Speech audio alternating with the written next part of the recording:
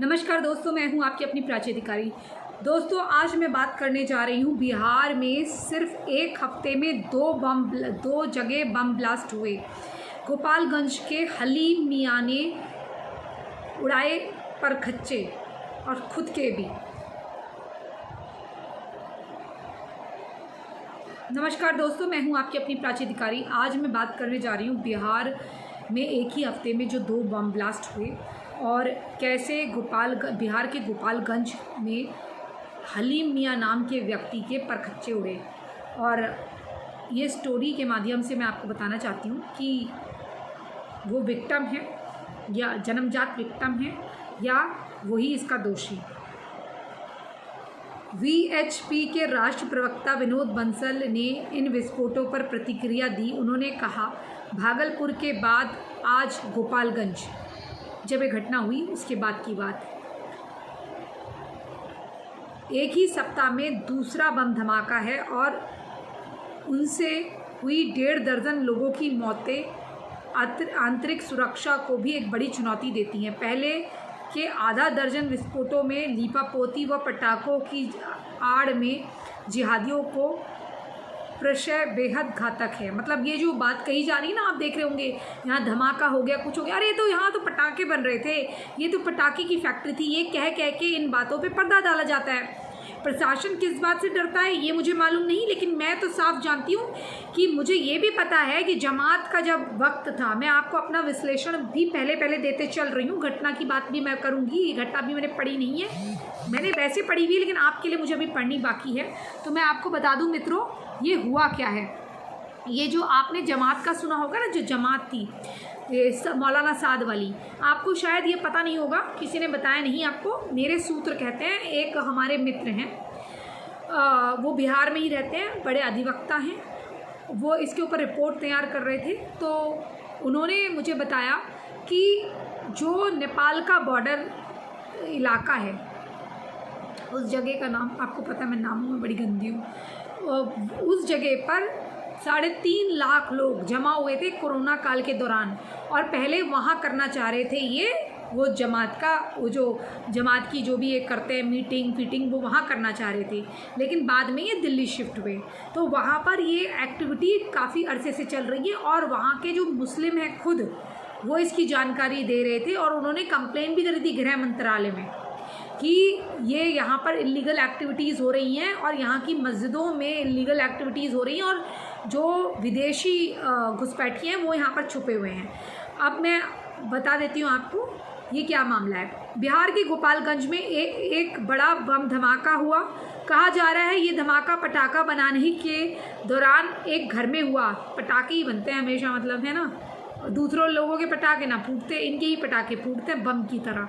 इसमें आदमी उड़ते हैं, औरों को बम वगैरह में चोट लगती है, हाथ में खून निकलता है, जल जाता है, झुलस जाता है, बट यहाँ परखच्चे उड़ते हैं। इतना बड़े उसका एक्सप्लोजिव जो होता है, जो धमाके वाली चीज़ होती है वो इतनी बड़ी होती है, उसकी क्षमता इतनी बड़ी होती है कि लोगों को परखच्चे उड़ा देती है, बिल्डिंगों को नुकसान कर देती है। बताइए, ऐसा पटाखा बनाते हैं, ऐसे पटाखे उनको भी दे दो जरा, रशिया वालों को भी।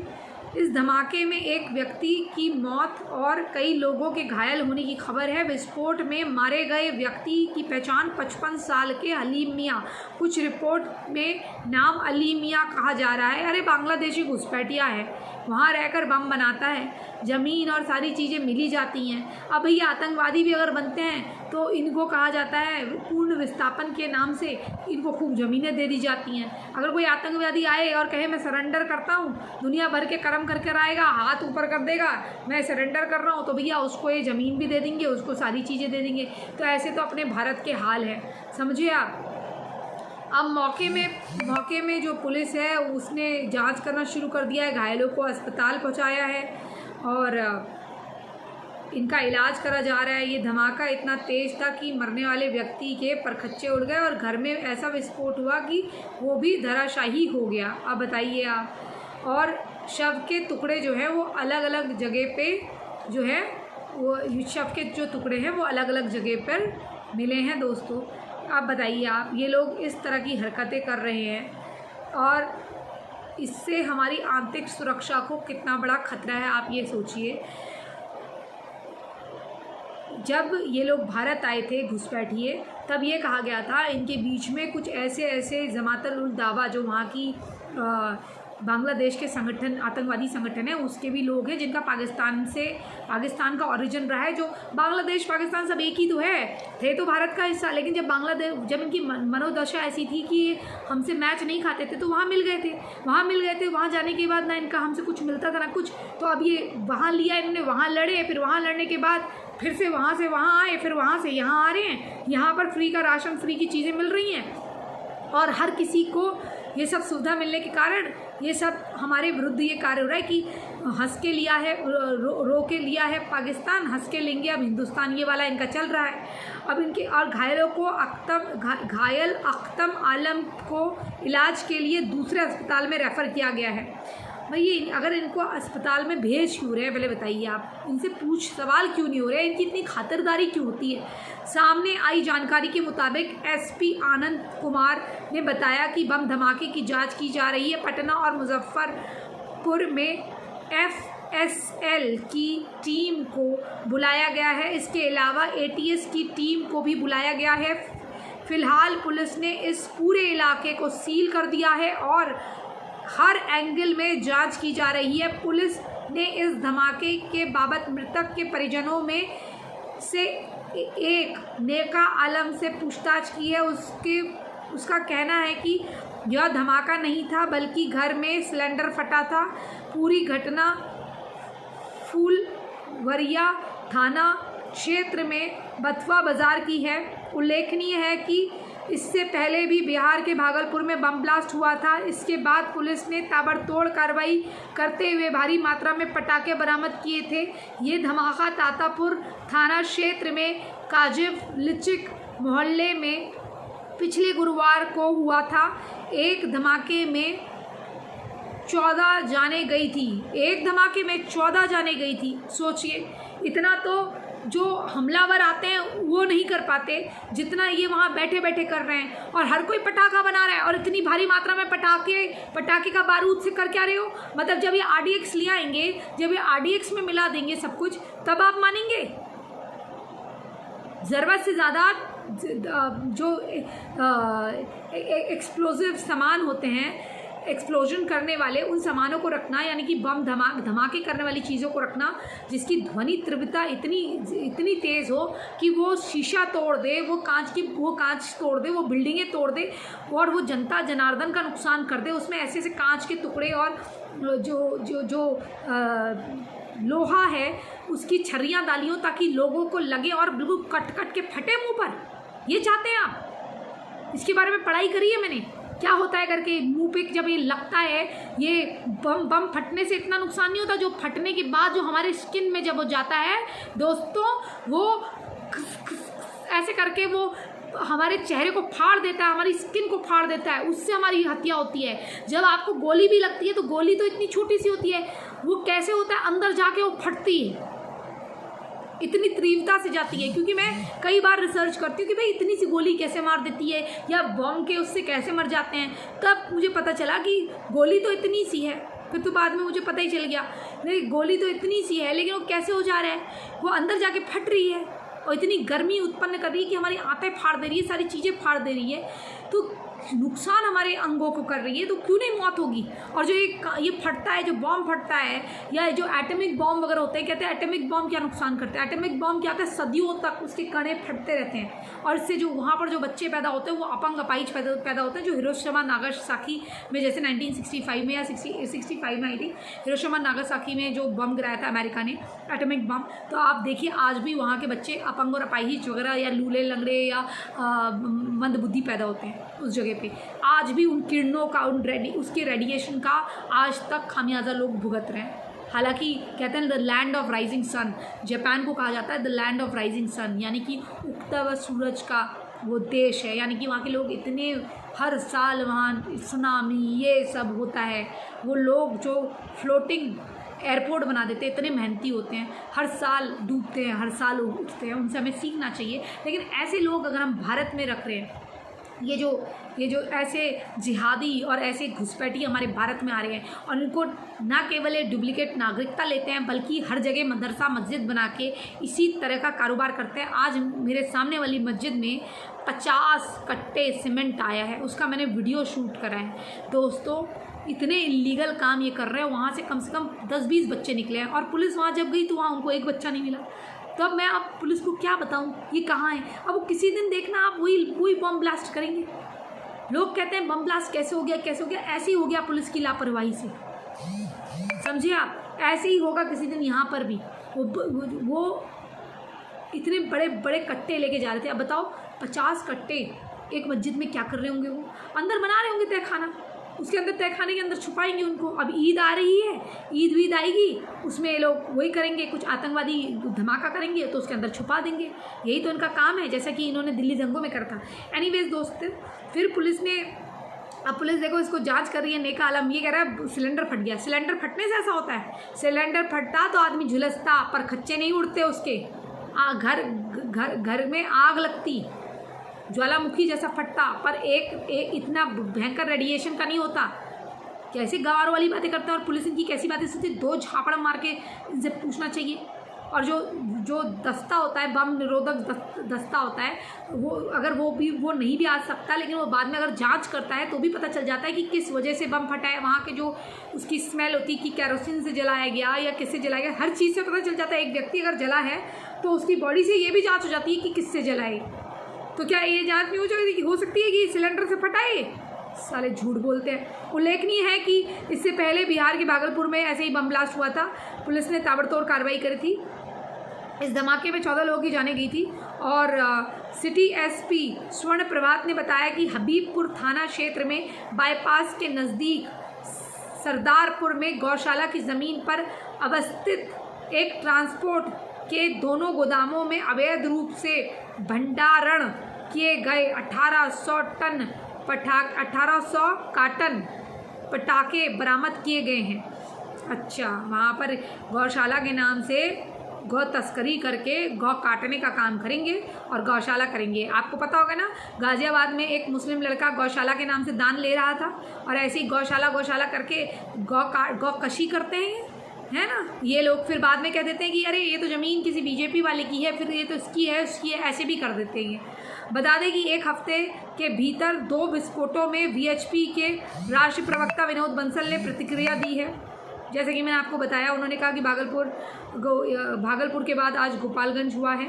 एक सप्ताह में दूसरा धमाका है। ना जाने कितने धमाके हुए हैं और इनसे 1.5 दर्जन के करीब लोगों की जान गई है। और ये हमारी सुरक्षा को काफ़ी बड़ी चुनौती देता है, आंतरिक सुरक्षा को। सही बात है भाई, ये जगह जगह ऐसे बॉम्ब बनाएंगे तो हमारे देश की सुरक्षा रहेगी कैसे?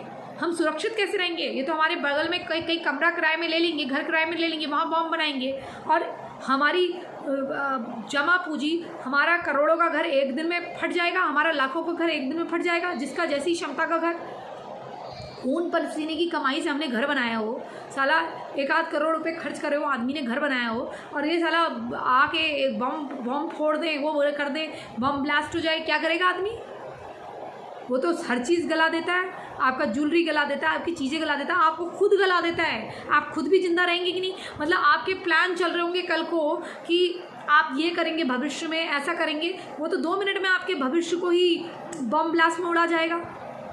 तो प्रशासन को बिना किसी लार लपेट के एक सख्त कार्रवाई करनी चाहिए, क्योंकि पुलिस वालों को भी ये भी ध्यान रखना चाहिए कि अगर आज आप पैसा लेकर या कोई चीज़ लेकर चुप हो जाएंगे या किसी के दबाव पे आप चुप हो जाएंगे और आपने जिस चीज़ की शपथ खाई है उस चीज़ का आप ध्यान नहीं रखेंगे, तो कल को वो बॉम्ब ये पूछ कर नहीं आएगा कि आपका बच्चा सड़क से गुजर रहा है या किसी स्कूल कॉलेज जहाँ आपका बच्चा पढ़ता है वहाँ पर इन्होंने वो बॉम्ब लगा दिया, तो ये पूछ के नहीं आएगा। या आपके किसी सहकर्मचारी या आप स्वयं कहीं पर हो और ये सबसे पहले थाने को नुकसान पहुँचाते हैं, ये भी आपको ध्यान रखना चाहिए। तो आप इतना अपने ज़मीर को पक्का करिए, अगर इस देश को आप नहीं बचा सके और अपना ज़मीर इतना पक्का नहीं कर सके कि सही को सही कह पाएँ और गलत को गलत और कार्रवाई करें, और आप इसके लिए अपनी आवाज़ सख्ती से उठाएं, तो आपको कोई भी बाल वाका नहीं कर पाएगा। पूरे देश की जनता आपके साथ होगी। आप ना बिकने वाले बनिए, जनता आपको बिकने नहीं देगी। ऐसी जनता भी आपके साथ होगी। और आपको किसी बात की कमी होगी ना, आप पुलिस महकमे में हो या किसी भी सरकारी कर्मचारी के पद पे हो, और अगर आप अच्छे के लिए नेतृत्व करने के लिए तैयार हो, नेतृत्व इन द सेंस अगर आप पुलिस में हैं और कोई आप पे दबाव डाल रहा है गलत कार्य करने का और आप उसके लिए आवाज़ उठाते हैं और आप कहते हैं नहीं मैं सही कार्य करूँगा, तो देश की जनता आपके साथ खड़ी हो जाएगी। देश की गवर्नमेंट को मजबूर कर दिया जाएगा कि आपका साथ दे, और देश की गवर्नमेंट अभी ऐसी है कि आपका वो साथ देगी और वो वहाँ की राज्य सरकार को कहेगी कि इस प्रकार से आप गलत ना होने दीजिए, अनैतिक ना होने दीजिए, और उसके ऊपर सैन्य कार्रवाई भी करवाई जा सकती है। और मैं सेना से भी कहती हूँ कि मैं गवर्नमेंट से भी कहती हूँ कि आप सेना की ताकत को इतना तो करिए कि अगर कहीं पर इस तरह की घटनाएं हो रही हैं तो सेना भी संज्ञान में ले इन चीज़ों को। वहाँ पर अगर राज्य सरकारें अगर अपनी मनमानी कर रही हैं तो वहाँ पर इस तरह के अपराधियों को सज़ा देने के लिए सैन्य कार्रवाई का होना ज़रूरी है, ये मुझे लगता है। दोस्तों आपको क्या लगता है, कोई ऐसा लॉ नहीं आना चाहिए कि जहाँ पर आतंकवादी हरकतें हो रही हों वहाँ पर पुलिस से ज़्यादा ताकि कोई बिक ना सके, कोई किसी को खरीदने का लालच न दे सके, वहाँ पर सेना के अंतर्गत वो मुकदमा चलना चाहिए। सेना के सैन्य कोर्ट होने चाहिए, यानी कि आर्मी कोर्ट होने चाहिए। आपको कैसा लगता है मेरा आर्मी कोर्ट का, ये अचानक से मेरे दिमाग में आया आर्मी कोर्ट। मैं डिमांड करती हूँ आज देश की सरकार से कि जो मेरे दिमाग में एक चीज़ आई है, हो सकता है कि लोग कहें कि और देशों में नहीं है, तो क्या वो और देशों में नहीं है तो हमारे देश में क्यों नहीं हो सकता। हमारा देश चारों ओर से आतंकियों से घिरा हुआ देश है, चारों ओर से हम अन्य पड़ोसियों से घिरे हुए हैं। एक और चाइना है, आंख दिखाता है, एक हमारी ज़मीन को कब्जाने की करता है, एक और पाकिस्तान है, एक और हम बॉर्डर शेयर कर रहे हैं बांग्लादेश से, कुछ हमारे देश के अंदर घुसपैठिए हैं, ये इतने लोग हैं, ये कहीं ना कहीं से आते रहते हैं। नेपाल से हमारा है, नेपाल हालांकि हमारा एक भाई हिंदू राष्ट्र है, लेकिन फिर भी उसके बावजूद भी वहाँ से घुसपैठिए आते हैं। तो क्यों ना हम यहाँ पर अपनी मिलिट्री कोर्ट्स भी खोली जाए, जिसके अंतर्गत जिनमें केवल और केवल जो आतंकी जो गतिविधियाँ हैं उसके जो केसेस हैं उनकी जांच उनके अंतर्गत हो। क्यों ना ऐसे और उनके लॉयर्स अलग हों, मिलिट्री लॉयर्स अलग हों, मिलिट्री डॉक्टर्स होते हैं, मिलिट्री जजेस, ये अलग किस्म के बनाए जाएं और ये उन्हीं के थ्रू ये कार्रवाई हो। ये मेरा प्रस्ताव है और मुझे मालूम है कि ये यूनिक सा आइडिया है और कोई चुरा लेगा इसे, और दिमाग में ऐसे ख्यालात आते हैं। और बस देखिए, ख्याल मेरा है तो मैं इसको गवर्नमेंट को प्रपोज़ करती हूँ इस ख्याल को, और मैं चाहूँगी कि गवर्नमेंट इस पे काम करे। और मैं चाहूँगी कि आप इस वीडियो को पहुँचाएं ताकि ये मेरा आइडिया गवर्नमेंट को पता चले। अन्य भी मेरे पास कुछ आइडिया है, मैं उनको पेटेंट करना चाहती हूँ। जैसे जब कोई भूस्खलन हो या कोई फ्लड आ जाए, सुनामी आ जाए, तो उसके लिए भी मेरे पास बहुत सारे आइडियाज़ हैं और मैंने एक आध लोगों को बताए हैं जो बहुत ही ज़्यादा मतलब मेरे जो आइडियाज़ हैं उसको किसी को रिवील नहीं करेंगे, विश्वास पात्र लोग। तो ऐसी बहुत सारी चीज़ें आती हैं दिमाग में, तो प्लीज़ इस चीज़ को आप कहिए कि ये मेरा सजेशन है और इसको ज़रा पहुंचाइए। और ऐसे लोगों को कड़ी से कड़ी सज़ा देनी चाहिए, और जो इनके साथ है, जो मर गया, लेकिन जो अभी ज़िंदा हैं, जिन्होंने ये कार्य करा है, इनके ऊपर मिलिट्री कोर्ट के तहत मुकदमे होने चाहिए। ना किसी के पुलिस को खरीदने का डर, ना दोबारा से इस प्रकार की घटना होने का डर, और फिर सारी चीज़ें हड्डी तोड़ने के बाद इनको जो है आर्मी अपने हिसाब से निपटाए। इसी संदेश के साथ, इसी आइडियाज़ के साथ, इसी नए युवा सुझाव के साथ मैं प्राची अधिकारी आपसे विदा लेती हूँ। आप क्या कहते हैं इस खबर के बारे में ज़रूर बताइएगा।